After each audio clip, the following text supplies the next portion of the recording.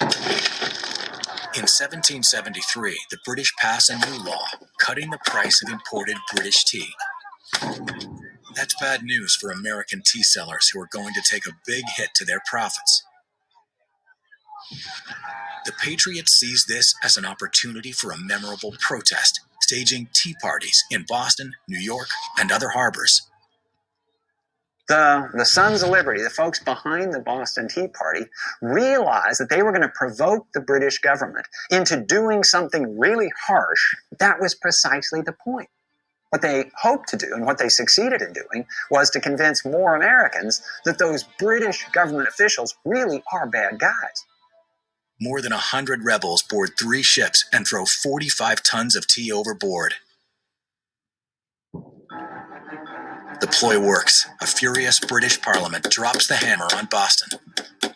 New laws strip the citizens of their right to elect their own officials, ban town meetings unless approved by the royal governor, and close Boston's economic lifeline, its harbor. That actually means that all merchants are going to go out of business.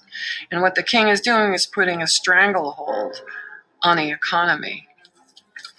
The whole point, from the British standpoint, was to show those Americans who was boss. And nothing rams that point home better than sending 4,000 more troops to Boston as imperial enforcers, joining the thousands already there. Think about that. All of a sudden, you've got about 6,000 or 7,000 soldiers in a town where the population is 14,000 or 15,000 people. So this is sending a very strong message to us. You're now under full military rule.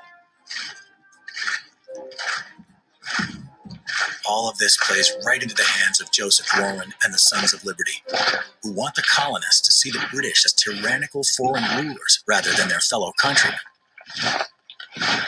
As long as the Americans thought of themselves as Englishmen, then there was no fundamental problem between the two sides.